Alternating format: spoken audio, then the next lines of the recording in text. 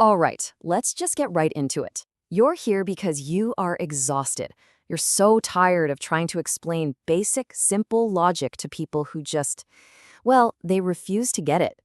The great psychologist Carl Jung, he warns that this isn't just an annoying part of life, it's actually dangerous. And I promise you, his perspective is going to completely flip how you handle these situations from now on. You know this feeling, right? You lay out all the facts, you build this perfect, airtight, logical case, and maybe you even win the argument on points. But afterwards, how do you feel? Drained, frustrated, maybe even questioning your own sanity.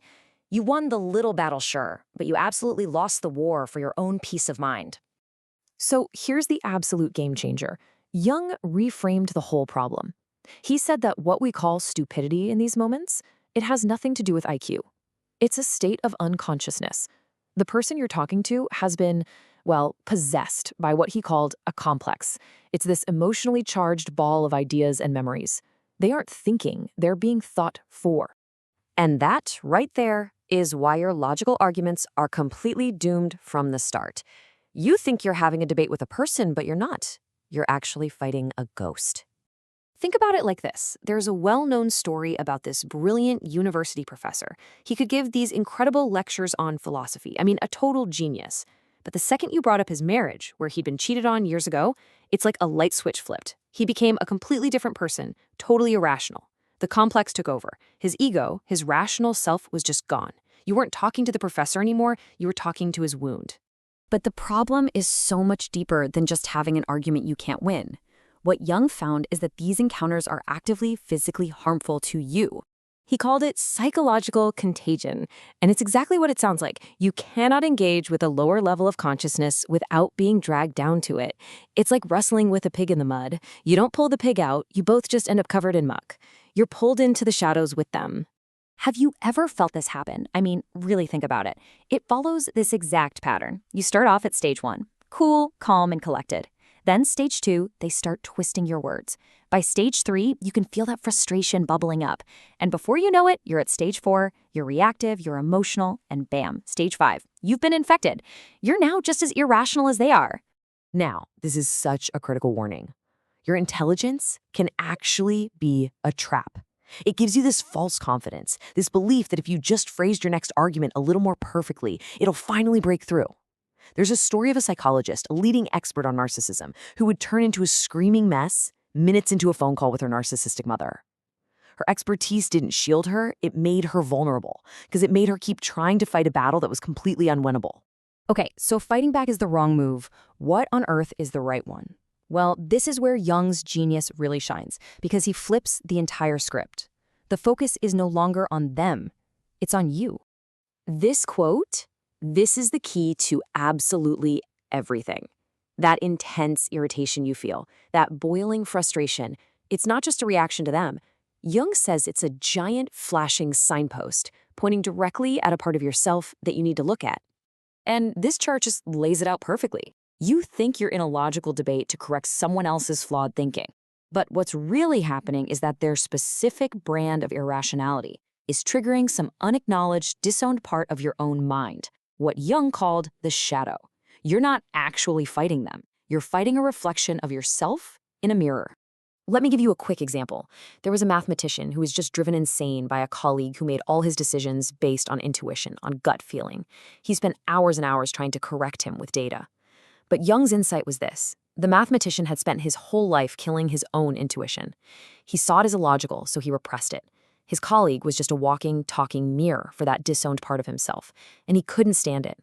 So the next time you feel that surge of anger or that need to correct someone, just stop, pause, and ask yourself this question honestly. What is this person's behavior activating in me? Where am I refusing to look at this exact same pattern inside myself? So now we can get to the solution. And Jung's strategy here is completely the opposite of our natural instinct. It's not about finding better arguments. It's about a full-on strategic retreat. The answer isn't to fight smarter or harder. It's to stop fighting altogether. But now, this isn't about being weak or running away. It's about something much more powerful, withdrawing your psychological energy and all your projections from the situation. So here's how you do it, broken down into 5 simple steps. First, you just pause. You have to resist that powerful, overwhelming urge to correct them. Then, step 2, you look inward. Okay, why am I so triggered right now? Step 3 is to withdraw your projection, to stop needing them to be different for you to be okay. By step 4, you become psychologically neutral. And finally, step 5, you just observe without judgment. You see, complexes are like little parasites. They need your emotional energy to live. When you do this, you starve them of their food source. And this really works. There's this great story of a woman whose father would go on these long, angry political rants at every single family dinner. For years, she argued back, and it would just escalate for hours. Then she tried this method. She just listened. Didn't agree, didn't disagree. She gave the rant zero energy. Within a few weeks, he completely stopped doing it around her. She didn't feed the fire, so it just burned itself out. And when you master this, you get something so much more valuable than just winning an argument. You start to achieve what could be called psychological sovereignty.